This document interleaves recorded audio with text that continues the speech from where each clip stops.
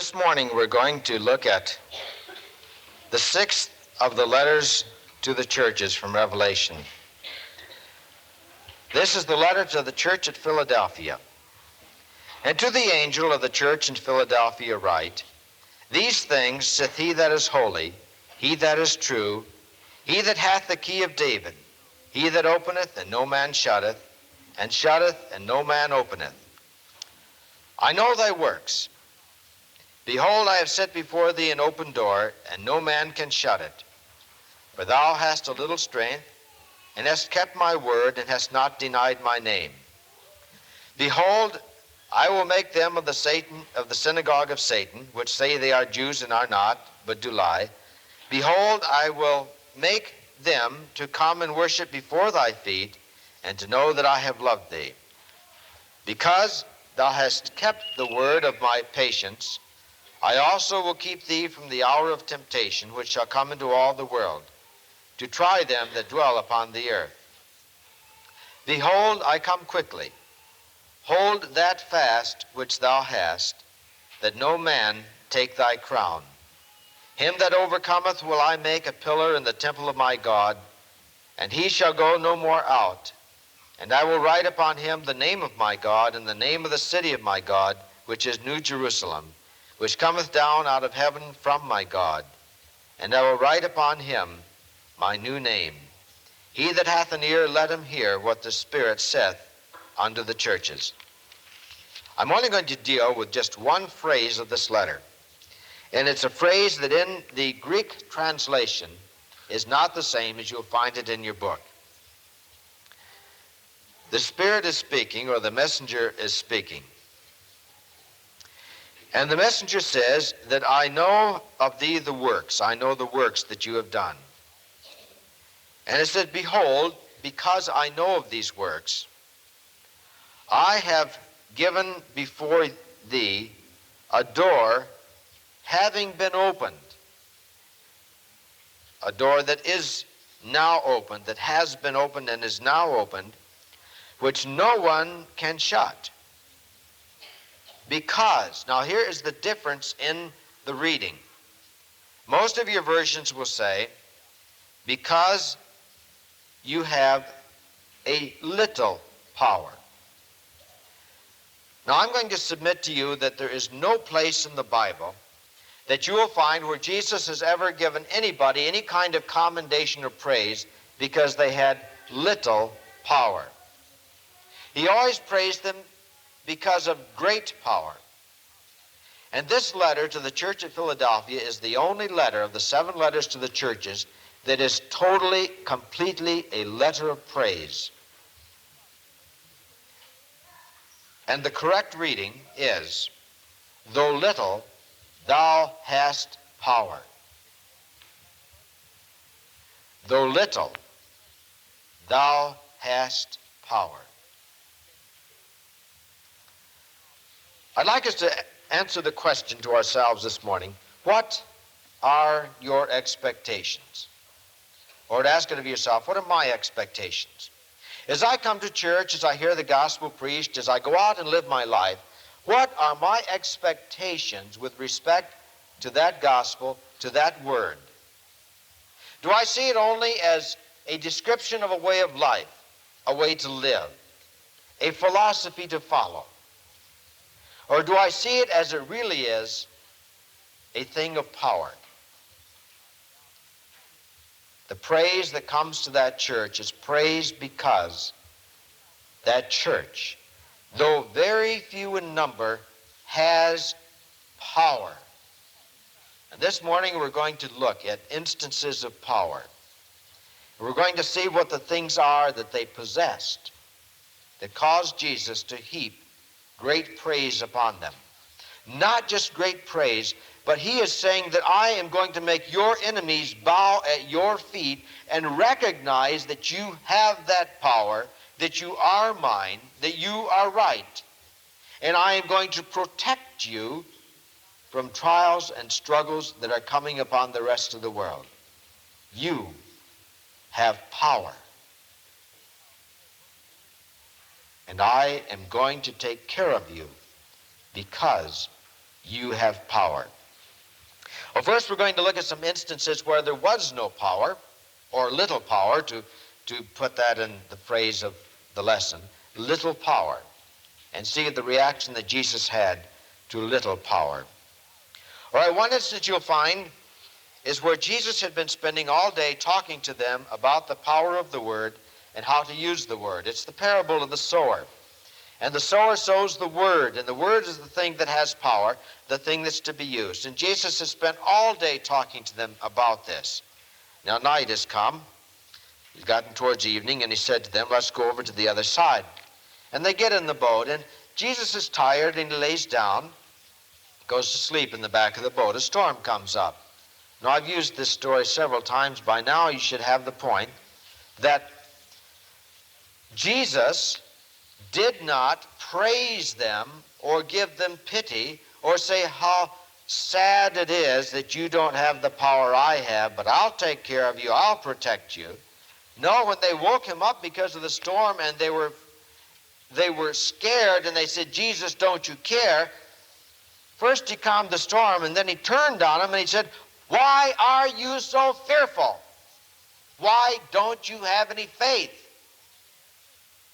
In other words, I've spent the whole day trying to get this lesson through your heads, and you still have not learned. He said, you shouldn't have wakened me up. You had the power. You had the authority. You had the word. You should have said to that storm, peace, be still. Number one. Number two, we find it in the story of Peter, back in the 14th chapter of the Gospel of Matthew. They're out in the boat again, and Jesus said, go ahead, cross before me, and I'm going to come later. And it's gotten late at night, and they happen to look up, and they see Jesus walking across the water. Well, the immediate reaction is they're seeing a ghost, but Peter says, Lord, if that's you, bid me come to you on the water. Jesus said, come. Peter stepped out of the boat, began to walk on the water. But when he saw the wind and that it was boisterous, he was afraid. And he began to sink. And he cried to the Lord, saying, save me. Now, what do you think Jesus did? Did he come and say, Peter, I'm proud of you. You made a step of faith. You began to trust me. Oh, that's good, Peter. There's going to be so much more opening up now that you're beginning to learn how to trust. He didn't say that. He didn't say, Peter, I'm sorry that I asked you to come to me on the water. I forgot that you're not like I am. I forgot that you don't have the power I've got. He didn't say that either. He said, O thou of little faith, why did you doubt? Shoot him out. Matthew, the 17th chapter, the 17th verse. Jesus had been up on the Mount of Transfiguration with Peter and James and John. The other disciples were down below dealing with the multitudes. As you remember from other passages that we've spoken of, Jesus had given to the disciples the power to heal, to cast out demons. Therefore, people did not find it necessary to come to Jesus to get their healing, to be relieved of their suffering. That power rested upon not only the disciples, but upon many others too. Because as you recall, there was one instance where Jesus sends out 70 people with that same authority. So he had given that authority to many people to do this in his name. But while he's gone, there's a man who comes and asks the disciples to cast the demons out of his son, and they can't do it. And Jesus comes down, and the man comes to Jesus, kneels before him and says, Lord, have mercy on my son, for he is lunatic and sore vexed. For oft times he falleth into the fire, and oft into the water. And I brought him to thy disciples, but they could not cure him. And Jesus didn't turn and say to his disciples, I feel so sorry for you, because you don't have the kind of power I have, and I went away, and because I wasn't here where I was overseeing everything, you didn't have that power, and I'm sorry for that, but I'll take care of this need like that. He did not say that to them. He chewed them out. He said, you faithless and perverse generation, how long shall I put up with you? Bring the boy here. He chewed him out. Jesus never praised people for little faith or little power. Always for great power. And now we're going to turn to the book of Acts, and we're going to look at a series of events that shows the kind of power for which Jesus praised that church at Philadelphia. And really, the church at Philadelphia becomes the example of what a church ought to be, because it's the only church that receives only praise. The other churches all got chewed out for something. This church received only praise. All right, the first thing we find is the result of Peter's preaching. Remember, Peter was the one who was scared. Now, you've got to give Peter credit. The other disciples would not go where Jesus was taken when he was being tried before Pilate and the others. But Peter went, and he was in the courtyard. And yet even there, he was afraid to acknowledge that he was a follower of Jesus. He denied the Lord. He was scared for his life. The others ran. At least Peter was there. But on this day, in front of the same people who had taken Jesus and nailed him to the cross, Peter stands up, he preaches a message. There is such power in that message that 3,000 souls are converted. Little power? No way. Great power. That's the kind of power for which the people in Philadelphia were praised. You turn to the 3rd chapter of Acts, and you find the story in there of the lame man at the temple. Peter and John are going to the temple, and they see the man. The man is asking for alms, and Peter says, silver and gold have I none, but what I have give I thee. In the name of Jesus Christ of Nazareth, walk.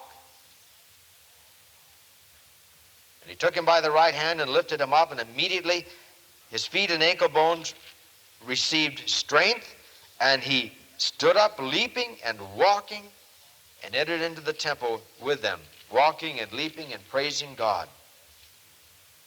Is that little strength? That is power. That is the thing for which the people in Philadelphia were being praised, because they had power.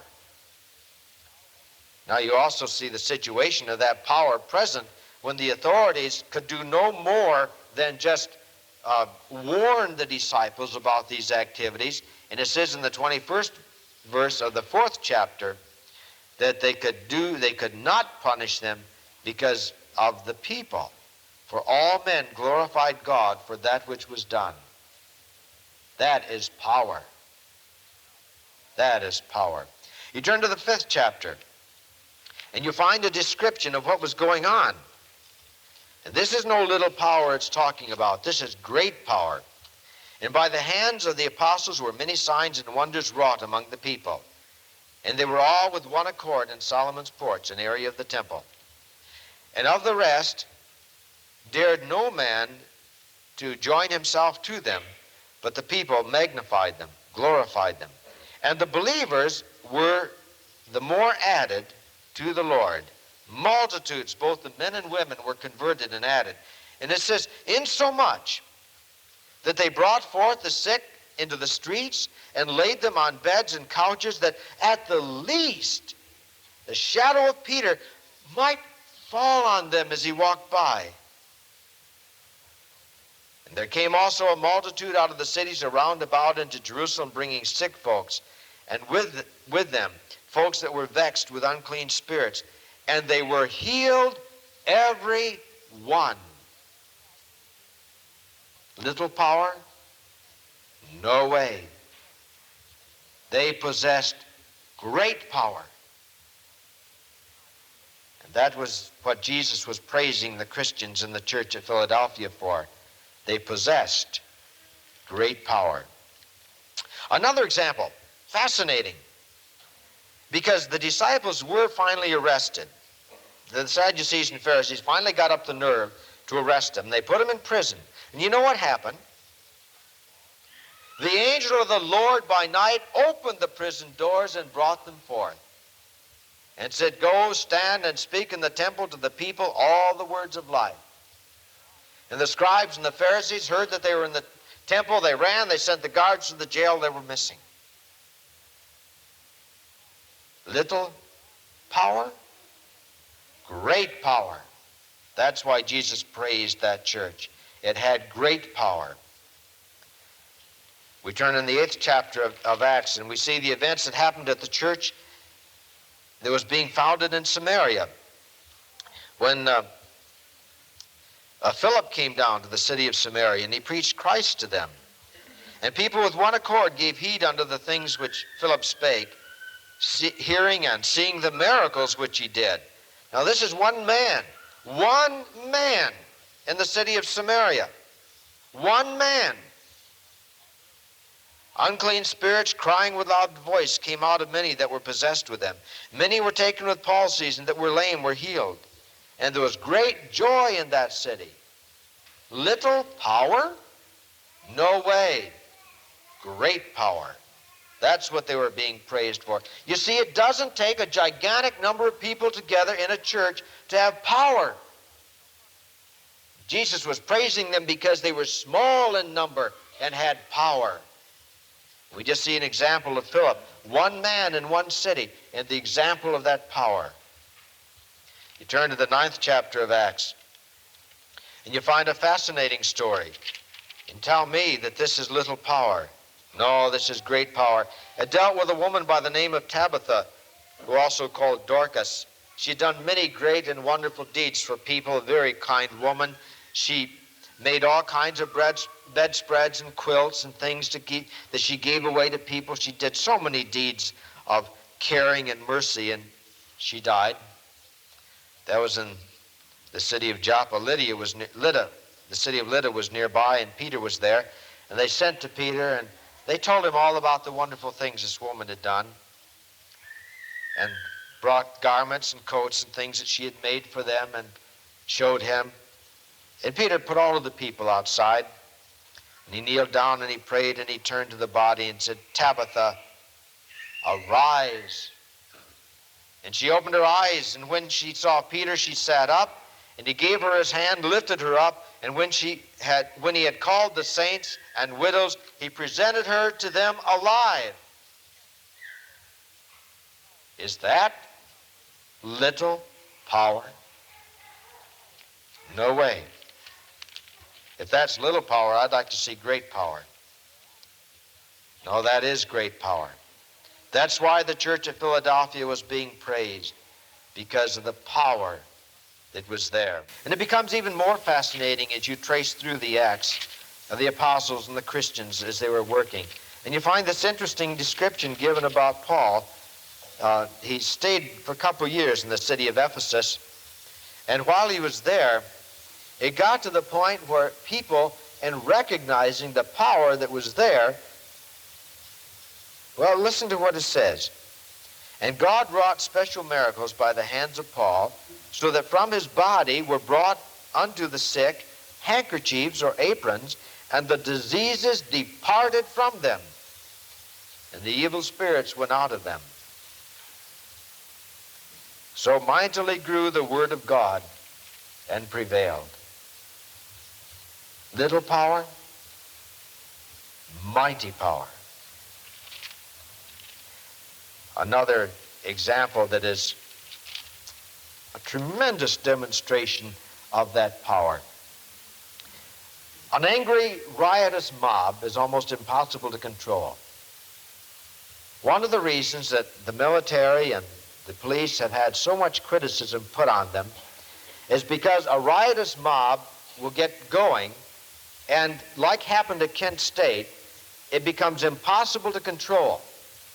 They try using tear gas, they use everything they can to try to control that riotous mob, and they can't get it controlled. The result is many times bloodshed. All right, the Jews have a reputation for being even more riotous than the riotous mobs of which we have been aware in recent history. And Paul is in Jerusalem, he's in the temple area, And these Jews,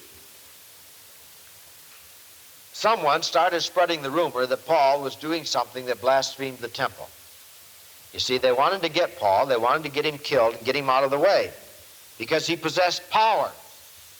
Now, little power, they wouldn't care about him, but this man had big power, mighty power, like that church in Philadelphia.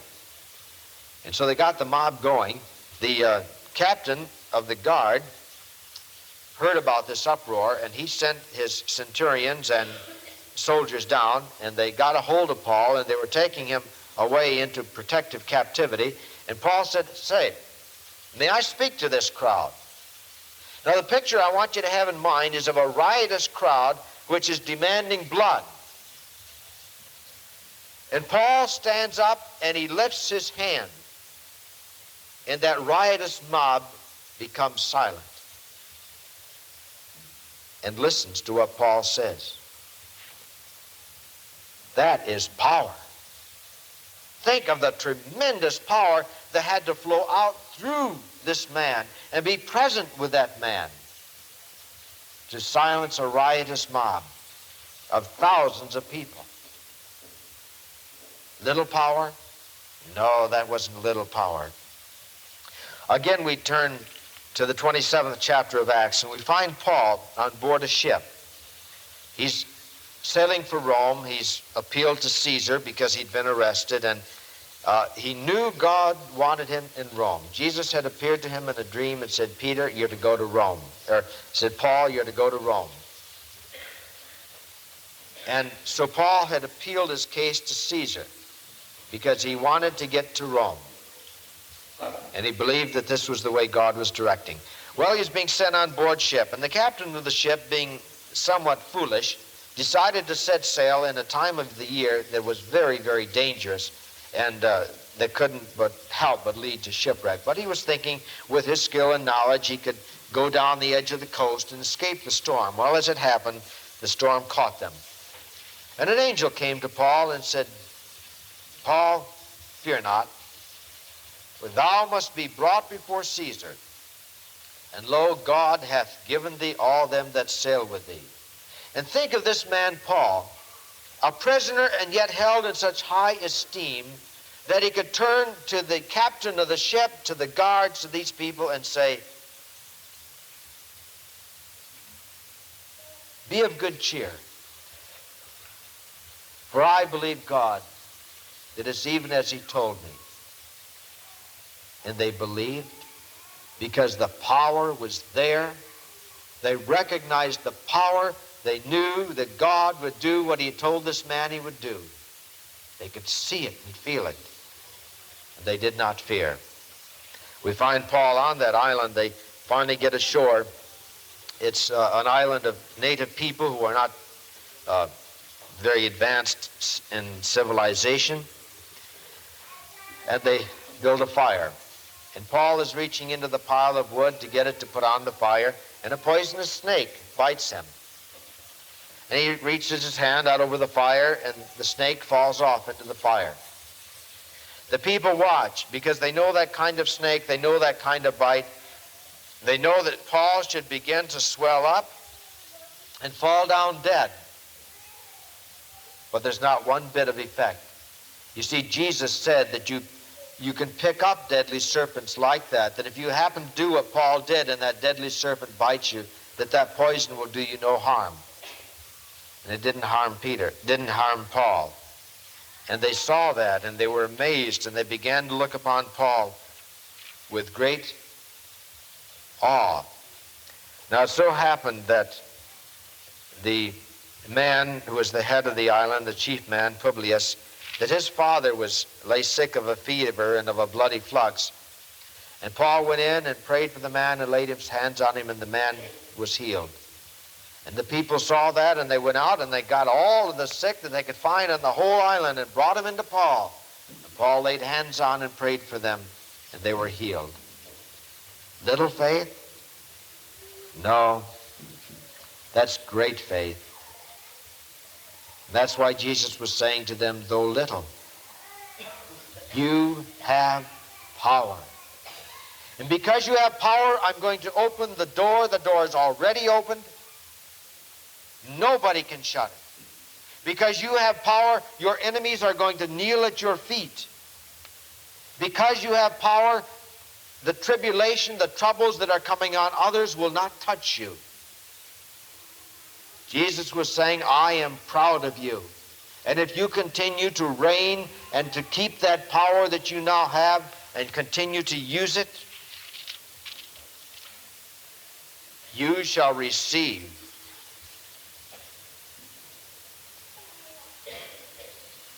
the crown of life and will be pillars in the temple of my God.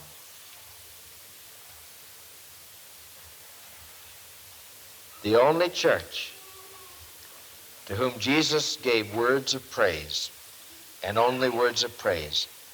And I think that that church stands as the example that we should have, is the ideal for what we should be, where there is that kind of power, the power that brings from Jesus only words of praise, that brings open doors, that brings protection.